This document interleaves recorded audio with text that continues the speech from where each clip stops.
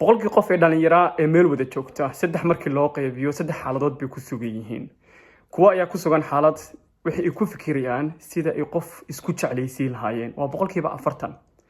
kuwana waxay ku fikirayaan qof ay jeclaadeen, nolol la soo wadaageen oo ku xumaaday oo dhaqan xumo ama dabeecad xumo ama adeeg kula dhaqmay sida ay qalbigooda uga saari lahaayeen, waa boqolkiiba 40. boqolkiiba 20 soo haray waxay ku fikirayaan ama xaalad waxay ku jiraan inay noloshooda horumariyaan, waxbarasho haday noqonayso iyo haday ganacsi noqonayso. Haddaba videogan waxa uga hadli doonaa boqolkiiba 40 xaaladda kuwa ku jira sida qof la isku jeclaysiiyaa ama sida qalbigaaga looga saaraa qof aad muddo wada joogteen oo wada hadli jirteen oo xiriiradiisa soo dhex maray. Haddaba waxaan ku xasuusinayaa buug badan waxaa jirta talooyin badan laga qoray sida qof la isku nacsiyo iyo sida qof loo jeclaado. Filmaan badan waxaa jira xataa laga sameeyay maalintii adduunkan la asaasay ilaa maanta waxaa jira talooyin tiro badan oo dadku bixinayaan, kuwa noolaa iyo kuwa hadda noolba. qof walbana wuxuu ka hadlaa wax asiga u hagaagay tricks. Tusaale ahaan haddii aan ku dhaho haddii aad maanta doonaysid inay gabar ku jeclaato ama wiil uu ku jeclaado, aniga gabar aan jeclaaday isha u jabiyay kadibna sidii baan isku fahanay. Haddii aan ku dhaho ish u jabi xaaladda anigu gabadhaas igu soo raacday adiga kugu soo raaci mayso, taladaasina ma ahaanayso sida ani igu hagaagtay kugu hagaagi mayso. Taamicneedu waxay tahay marka qaar xaaladuhu markay ku cakiran yihiin talo uma baahnid, waxaad u baahan tahay tusaalehuna waxa ay sahlaysaa inaad wax fahantid. qofna isma jeclaysiin kartid, qofna isma nacsiin kartid ilaa iyaga ay ka soo go'do, ilaa iyaga dadaalka iyo juhdiga ay la yimaadaan mooyee. qof haddaad doonaysid inaad isnacsiisid way adkaanaysaa haddii iyaga ay ku jecel yihiin. qof haddaad doonaysid inaad isjeclaysiisana haddii iyaga ay ku neceb yihiin way adkaanaysaa si ay kuu jeclaadaan. haddii aad maanta doonaysid qof inuu ku jeclaado, qofkaasina waxyaabaha uu sameynayo noloshiisa uusan ku qanacsanayn ama naftiisa uusan jecleen, qof aan naftiisa jecleen sida uu naftaada u jeclaado way adkaanaysaa. waxa laga yaabaa qofkaasi nadaafadda inuu isku dadaalin, waxa laga yaabaa naftiisa inuusan ka fikirin, waxa laga yaabaa meel xun inuu taagan yahay, qof asigaba aanan ku qanacsanayn noloshiisa. haddii aad doonaysid inuu ku jeclaado meeshaas waxaa ka dhalanaya faa'iido daro. haddii aad maanta doonaysid qof muddo aad wada socoteen inaad isnacsiisid ama qalbiga ka saartine, waxa meesha ku lumaya shakhsiyadaada iyo dabeecadaada. Soomaalida waxay tiraahdaa qofkaani ha jeclaanin nici doontida ma ogide, qofkaani ha nicin jeclaa doontida ma ogide. sababtuna waxay tahay maskaxdaada haddii aad jecel ka buuxisid nacayb buu isku bedelayaa, haddii aad nacayb ka buuxisidna wuxuu isku bedelayaa jecel. waayo waxaanaad maalin walba ka fikiraysid, aad qabanaysid aad niyadda ku haysid waxay noqonayaa wax nolol maalmeedkaaga ka mid ah.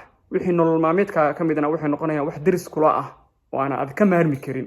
haddii aad maanta doonaysid qof inaad isjeclaysiisid waxaad luminaysaa farxaddii naftaada ay lahayd, waayo qofkaasi waxaad ku dadaalaysaa inaad mar walba farxad siisid, wax walbaba aad u qabatid, si walba aad uga fikirtid. ka fikiridda qof kale aad ka fikiraysid waxa meesha ku lumayso naftaada inaad ka fikiri weydid, hadday nadaafad noqonayso, hadday cunno noqonayso iyo hadday muuqaal wanaag noqonaysaba. saaridda qalbigaaga qof aad shalay jecleed oo hadallo wanaagsan aad kula hadli jirtay, haddii aad maanta doonaysid inaad hadallo xunxun kula hadashid ama aad xumaysid, halkaasi waxaa ku lumaya dabeecadaada iyo shakhsiyadaada. dabeecadaada iyo shakhsiyadaada markay luntana waxaad dhacaysa dadka kugu dhow ee dunida kugu jeclaa ee waalidku uu ka mid yahay waa waxaad kula dhaqmaysaa sida qofkaana aad kula dhaqmayso. waayo maalin walba moodkaagu waa kacsan yahay oo waxa aad ku fikiraysaa qof inaad yac iska tiraadid. adoo yac ku fikiraya qof inaad iska tiraadid haddii waalidka ay kula hadlaan ama qof markaasi walaal kula ah ama qof dan idin ka dhaxayso, shaqo idin ka dhaxayso, markay kula hadlaan isla markii jawaabtaada waxay ahaanaysaa in jawaab qaldan aad bixisid.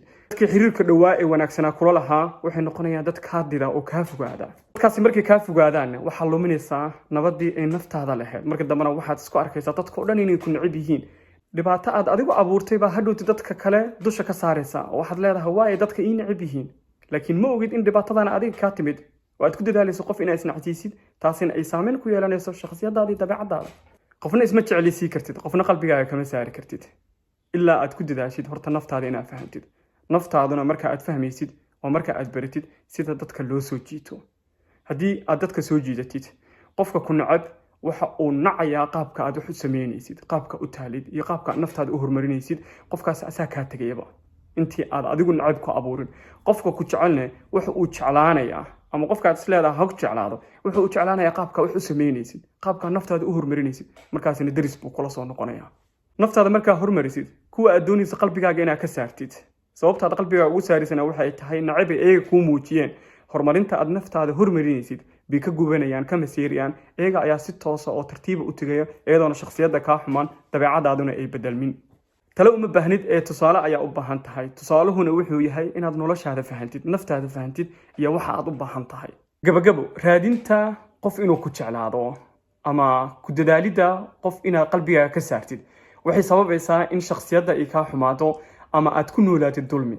Si aadan dulmi ugu noolaanin ama shakhsiyadda aysan kaaga xumaanin waxaad hormarisaa naftaada markaa hormarisid soo jiidasho ayaa yeelanaysaa, qof walbana wuxuu jeclaanayaa agtaada inuu yimaado. haddii aad videogan ka hesha asxaabtaada la wadaag, wixii fikirkaaga ah commentiga nagula wadaag, oo saaxiibka Shaahid Biisaan ku dhahaya nabad baan kuu rajeynaya meel walba dunida kaga joogtid. Assalaamu calaykum.